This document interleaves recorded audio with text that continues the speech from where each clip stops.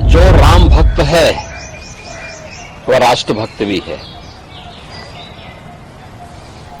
जो जितना बड़ा राष्ट्र भक्त है उतना बड़ा राम भक्त है। प्रधानमंत्री मोदी जी प्रखर राष्ट्र भक्त हैं और इसलिए वे प्रखर राम भक्त भी हैं। 500 वर्षों का इंतजार समाप्त करके अयोध्या धाम में रामलला फिर से विराजमान हो गए। अयोध्या की कायाकल्प हो गई। ऐसा मोदी जी के नेतृत्व में, उनके मार्गदर्शन में ही संभव हो पाया। स्वाभाविक रूप से आज जो नई अयोध्या है, ये नई अयोध्या एक नई गाथा को हम सबके सामने भी प्रस्तुत करती है। और कल प्रधानमंत्री मोदी जी की अयोध्या में उपस्थिति पूरी दुनिया और पूरे देश के राम भक्तों को अभिभूत कर रही थी और इसलिए पूरी अयोध्या वहां उमड़ी थी। लाखों की संख्या में श्रद्धालुजन थे, राम भक्त थे। वे सभी मोदी जी के अभिनंदन के लिए, स्वागत के लिए उत्सुक थे और 1 लाख से ऊपर देश के भी अलग अलग कोनों से आए हुए श्रद्धालुजन, वे भी मोदी जी का घंटों इंतजार करते किए और फिर मोदी जी का उन्होंने स्वागत किया। तो यह तो मैंने पहले भी कहा कि यह संबंध राष्ट्रभक्त और राम भक्त का है। जो जितना प्रखर राष्ट्रभक्त होगा उतना ही प्रखर राम भक्त होगा और जो जितना राम विरोधी होगा उतना वह राष्ट्र विरोधी होगा। कांग्रेस का आचरण जो उसके द्वारा लगातार राम भक्तों का अपमान करके मर्यादा पुरुषोत्तम प्रभु श्री राम के बारे में इससे पहले भी कांग्रेस ने जिस प्रकार की टिप्पणियां की थी, उन सभी टिप्पणियों को ध्यान में रख करके अगर हम देखें तो उसका यह आचरण दिखाता है कि यह वास्तव में न केवल राम भक्तों का अपमान कर रहे हैं बल्कि हमारे सनातन राष्ट्र का भी अपमान कर रहे हैं। और कांग्रेस ने कभी कोई ऐसा अवसर नहीं छोड़ा, कांग्रेस हो या समाजवादी पार्टी, जब उन्होंने देश के अंदर या दुनिया के अंदर भारत को अपमानित न कराया हो,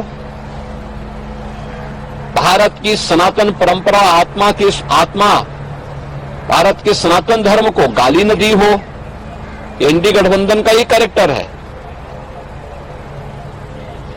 कि वह भारत की आत्मा सनातन धर्म को गाली देते हैं।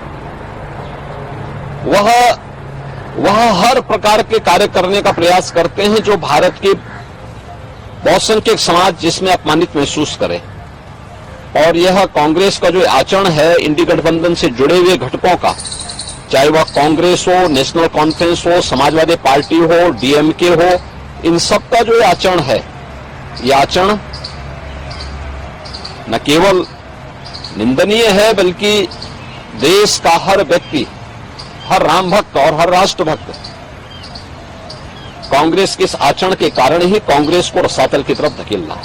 सर, हम कह सकते हैं अक्सर इस तरीके के दृश्य सामने आते हैं कि विपक्षी दल हो, खासकर कांग्रेस हो, समाजवादी पार्टी, इनके नेता, बड़े बड़े नेता मंदिरों में जा रहे हैं, लेकिन अगर इनकी एक प्रवक्ता राम हिंदू होने के नाते राम मंदिर चली जाए तो उसके साथ बुरा व्यवहार किया जाए। पर देखिए, मैं क्या कह रहा हूं ना, कांग्रेस का जो छद्म रूप है, इस छद्म रूप से देश की जनता जनार्दन अच्छी तरह वाकिफ है।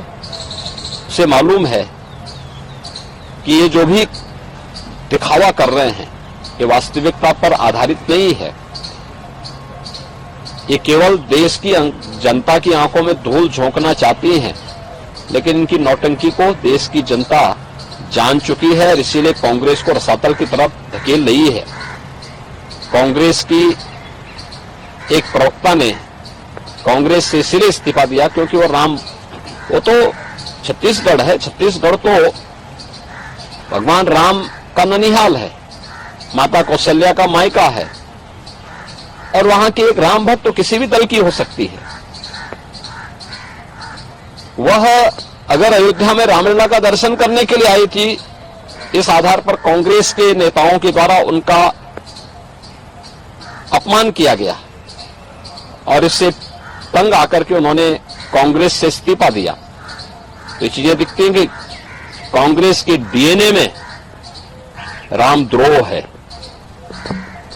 एसपी के डीएनए में रामद्रोह है, इंडी गठबंधन से जुड़े हुए लोगों के डीएनए में रामद्रोह है, और जो रामद्रोही है भारत का कोई भी जागरूक नागरिक उसके समर्थन में अपना वोट तो नहीं पोल करेगा। हम कह सकते हैं यूपीए की जो सरकार थी तो जो राम के अस्तित्व पे इन लोगों ने सवाल खड़े किए थे, आज तक उसी चीज को पर्यवेक्षित करते हैं इनके टाइम टू टाइम। देखो वह अपने आचरण से मजबूर हैं, और हम तो राम भक्तों से और भारत के समस्त नागरिकों से यही अपील करेंगे कि जाके प्रिय न राम वैदेही तजिए ताहि कोटि बैरी सम यद्यपि परम स्नेही। कितना भी आपका वह स्नेही क्यों न हो, अगर वह राम विरोधी आचरण कर रहा है तो मान के चलिए वो राष्ट्र विरोधी आचरण भी कर रहा है, और इसलिए उसको कितना भी प्रिय क्यों न हो उसको कोटि बैरी की तरह उसको त्याग दीजिए। यही देश के हित में भी है और राम भक्तों के हित में। हम कह सकते हैं कल तीसरे चरण का मतदान हो रहा है, जनता इस राम कांग्रेस की एक्टिविटीज जो है देश की जनता अवेयर है और देश की जनता उसके अनुसार अपना निर्णय भी ले